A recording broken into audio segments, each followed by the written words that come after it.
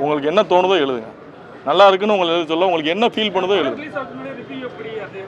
நீங்கள் அதாவது அந்த படத்துக்கு கொடுக்குற மரியாதையாவது இருக்கட்டும். அதில் நடித்த நடிகர்களுக்கு கொடுக்குற மரியாதை. நீங்கள் படம் ஓடணும் இல்லை கமர்ஷியலாக சம்பாதிக்கணுன்ற நோக்கத்தில் நான் சொல்ல. அந்த படம் வந்து அதில் நடித்தவங்களுக்கோ இல்லை அதில் ஒர்க் பண்ணவங்களுக்கோ கிடைச்ச கௌரவமாக கூட இருக்கட்டும். பத்திரிகையாளர் கொடுக்குற கௌரவமாக இருக்கட்டும். நல்லா இருக்குன்னா நல்லா இருக்குன்னு சொல்லுங்கள், நல்லா இல்லை நல்லா இல்லைன்னு சொல்லுங்கள். அதை பார்த்துட்டாவது அவங்களுக்கு துப்படும், அவங்க மூஞ்சில் துப்புவோம். நல்ல படத்தை நீங்கள் ஏன்டா மிஸ் பண்ணீங்கன்னு சொல்லி அவங்க புரிஞ்சு, நம்ம மிஸ் பண்ணிட்டோம்னு அவங்க புரிஞ்சுக்கிட்டோம். அதுக்காகவாவது அதை செய்யுங்க. நன்றி. தனிப்பட்ட ஆதங்கத்தில் கேட்குறேன், இவ்வளோ ஒரு நல்ல படத்தை தனியாக கேட்குறேன், கொஞ்சம் போராடி ஒரு தேட்டருக்கு வாங்கி ரிலீஸ் பண்ணால் கொஞ்சம். அண்ணே 1 மாதம் போராடிட்டு இருக்கேண்ணே. இன்னைக்கு இல்லைண்ணே, 1 மாதம் 12ஆம் தேதியே போட்டேன்.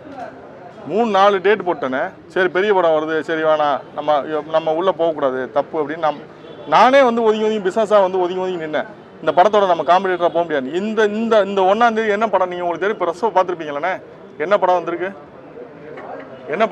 நீங்கள் புக் மை ஷோ, நான் என்ன படத்தையும் பேர் சொல்லி சொல்ல விரும்புகிறேன். புக் மை ஷோவில் இப்போ நீங்கள் ஓப்பன் பண்ணி பாருங்கள், எத்தனை படம் ஃபுல்லாக இருக்குன்னு பாருங்கள். நாளைக்கு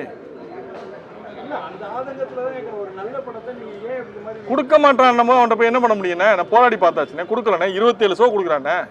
ஃபோன் எடுக்கலண்ணே, காலிலேருந்து பிவிஆர் ஃபோன் எடுக்கலை. அவன் நம்மளை வந்து தீண்டத்தகவனா பார்க்குறான் அவன்.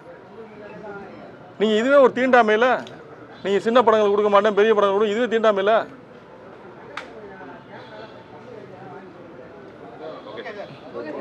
தேங்க்ஸ்.